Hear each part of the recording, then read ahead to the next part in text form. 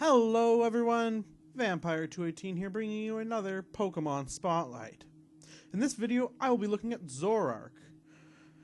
So to start things off, we'll look at Zoroark's stats, and it's got shitty defenses. It's got very low defense, special events, and HP. It probably will not be living too many attacks.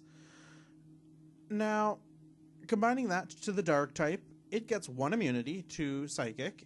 It resists both Dark and Ghost, and is weak to Bug, Fairy, and Fighting. Looking at its offenses, it has 105 attack, 120 special attack, and 105 speed.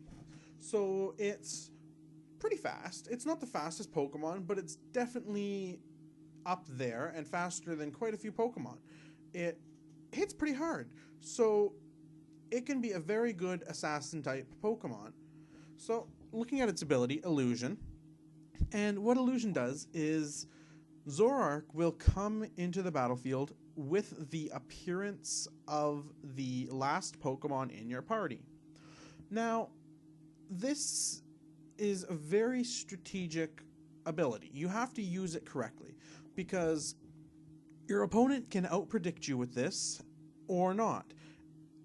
But it forces them to play at a higher level of comfort and maybe safety than they're comfortable with, because if if you're using this with a Pokemon that is weak to Psychic and they go for a Psychic move and it turns out it's your Zoroark, Zoroark's taking no damage. Likewise, if they're using a Dark move or a Ghost move, Zoroark will probably actually live that hit unless it's a hyper offensive hit that's going on. Now, that being said, Zoroark is probably not the best Pokemon. It's a good Pokemon, but you have to know exactly how to use it, and as someone who uses it, it's hard. You need to be ready to do that faking, and you need to completely commit to that faking. You can't half commit, and it is difficult to do. Now, one of the reasons Zoroark makes such a good Assassin-type Pokemon is looking at its move pool. You clearly want it to be a special attacker, but it has the ability to be a physical attacker too. So off the screen here you can't see, but it gets U-turn. Now, U-turn makes it be a very solid starting lead. Because you're starting with it, again, it will have that illusion of a different Pokemon. So if you're going up against something like a Mega Scissor or who knows, if you're prepping for that, you can have Zoroark come in as a Pokemon that gets no fire coverage, and then you could run a fire-type move like Flamethrower. And because of your 105 speed, you will almost guarantee outspeed your opponent's Steel type. There are some Steel types that are faster, but on average, Steel is not a fast type. Now, again, going back to the bottom, it gets some pretty good moves. It gets Taunt if you want to run a somewhat utility version of a Zoroark. It gets Swords Dance if you want to have a turn of setup. It gets Sucker Punch as a nice physical priority. It gets poison coverage through Sludge Bomb. It gets ghost coverage on both the physical and the special side. It gets fighting coverage from Rock Smash, and you probably will not be using Rock Smash, to be honest, but it does get it, so it is of note. It gets Rain Dance, and that can be important if you're going up against a Sun team or a Sand team, that you can actually disrupt that. It gets Pursuit for Pursuit Trapping, which is always good. Going up the list, it gets Low Kick, and I think Low Kick is probably a better move to use on the fighting side than Rock or the other one I mentioned, just because Low Kick usually hits harder. It gets Knock Off, which is good as on the utility version. It gets all the HPs, and because it has a high special attack, that's always good. It gets Grass Knot if you're expecting to go up against something like a Seismitoad or another bulky water type or a bulky ground type even. Gets Focus Blast as fighting coverage, and Focus Blast, if it hits, it's going to do a kill. on fighting type mons, dark type mons. It gives you a good advantage. The only downside is the accuracy, so it gets dig if you really need ground coverage on the physical side.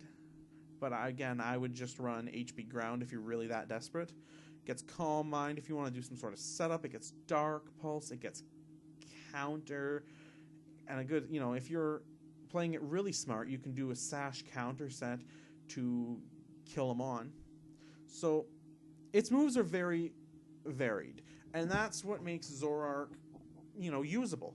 It's in the UU tier in Smogon, or technically BL2, but UU, because it's hard to use. If it didn't have illusion, or if it had a little bit better stats, it probably would be up there because it wouldn't be as hard to use. But right now, it feels really like a glass cannon.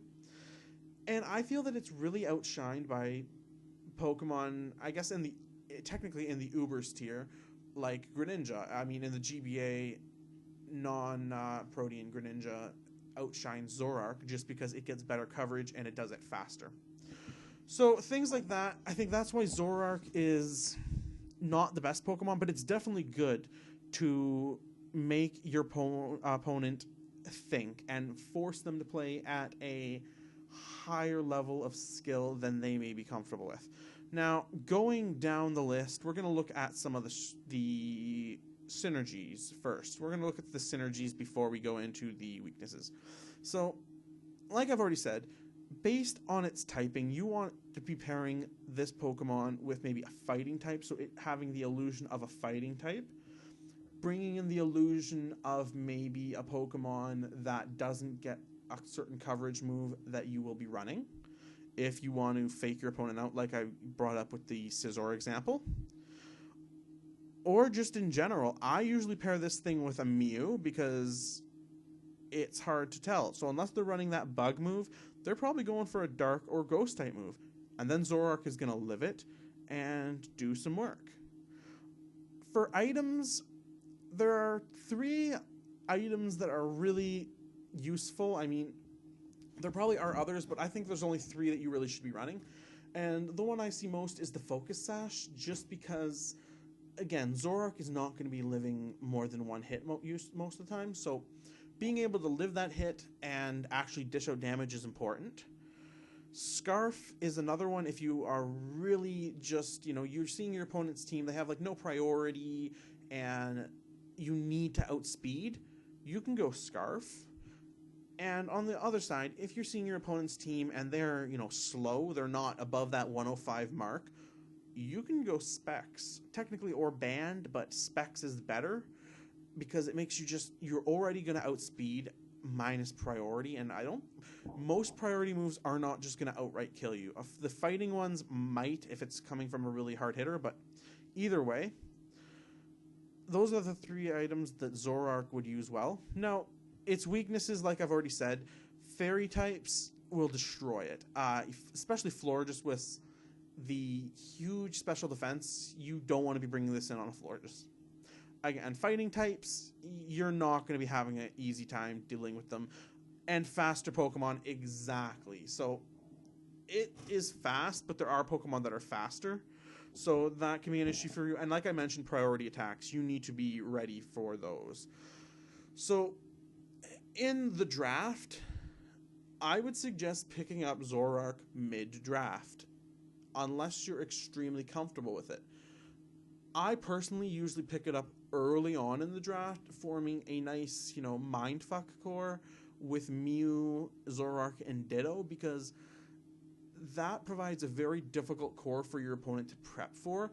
I mean, they bring bug-type coverage, sure, but then you just put a Pokemon that either quad or even just regular resists bug-type moves, and you're pretty set.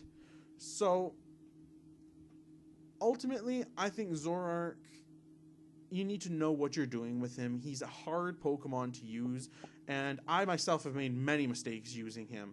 So I've been Vampire218, bringing you the Pokemon Spotlight on the Pokemon Zoroark. If you liked the video and you want more Pokemon Draft League content, please leave a like, favorite, comment, and subscribe for more Pokemon Draft League content. Bye!